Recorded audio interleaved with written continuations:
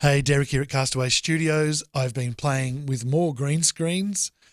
In this situation, I mean, right now, this is just my little bodgy little green screen for a corner of the screen talking head. I will demonstrate. There it is. And, but I'm not going to show you because it's really bad quality. In fact, it's very poorly lit. Let's have a look. I'll change cameras and I'll zoom out and show you what I'm talking about. Okay, so all I've got is me, and I don't even have my key light on me or any of my, because this is not the focus of this video. And I've got two cool little LED lights just shining at the green. Okay, so it's not ideal. I don't have any backlighting to help define my hair, so the looser my hair is, the more sort of odd it looks at the edges. I put a hat on if it was just me and it was my choice. But the main event is this one. Okay, so I'll put my talking head on now. So this is the view of, and I'll demonstrate. That's the green screen of the main talent area. I'm not seeing it as bright and greeny on my monitor, so there's a bit of adjustment in the color temperature to do in the camera itself, but it's all about trying to get even lighting, and it's bloody hard to do. I guess I'm happy to give you a little tour of the lighting, but what I want to show you now is this. Okay, so this is just using one of my bird dog cameras.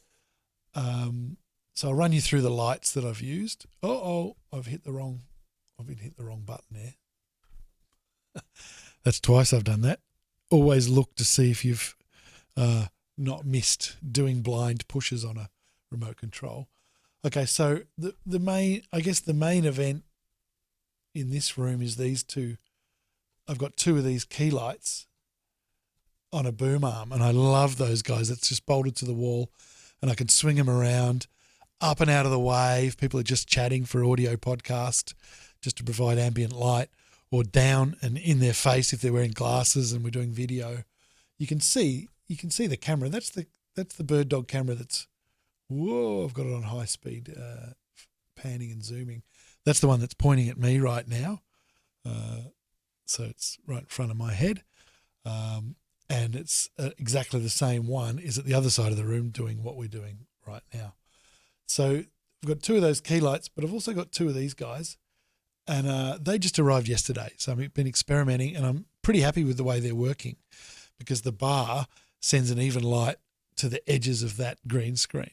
I'll probably make those slightly higher, and then I've also got some new globes, 85-watt globes, for these cheapy old softboxes that I've got sitting on the ground that's washing upwards into the corners of that green screen. It's a pretty big screen, and it's hard to light in a little room like this when you're trying to mainly focus on the comfort of people sitting around the table. So you don't want to look like a chaotic television film set.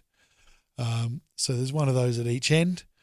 As you can see, at the moment, there's a little bit of missing in the middle there, and I just got my bar light that normally washes a colour up the brick wall. So while it's there, I've got it just washing a slightly green tinted white onto the green screen.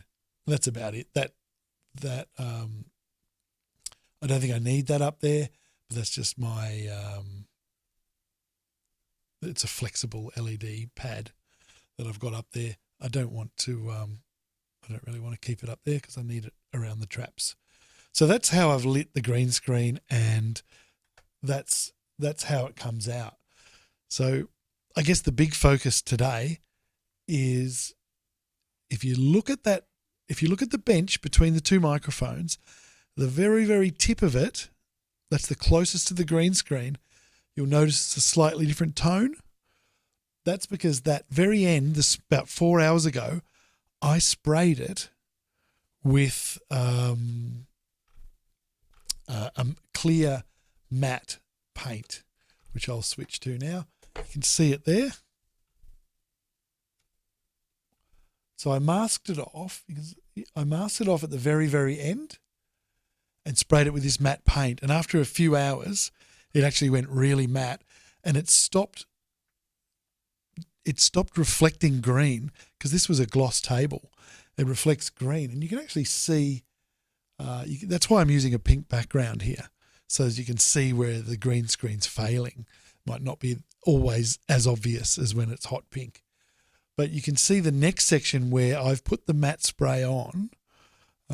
See that there? I've put the matte spray on all the way to that next row of masking tape, but it hasn't dried and set yet. And when it sets, it goes fully matte.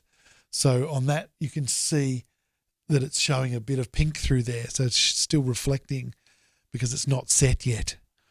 All right. So, and if I get rid of me, you'll see on the left there a bit of pink haze on the very bottom left of the screen on the tabletop. So I think I'm calling it a big success using the matting spray. And I also have it around to use on anything that's on the table, a mic stand or something that might be just a little too shiny. I can always give it a little spray outside and bring it in and know that it's not reflecting directly off the green screen. The bottles are always a bit weird, glass bottles, because they refract. But then again, whatever you're putting as the green screen, a bottle sitting there would be refracting that view anyway. So I'm not so concerned about that. So that's it. The matting spray was the main experiment that I was recording today. And you'll see that row of masking tape, and have a look. See that pink line in the table? That's because it's greenish masking tape. And but that's about it, really. I suppose I'll let you go, and I'll see you on the next one when I've got it a little bit more fine-tuned. All right. Thank you. Bye.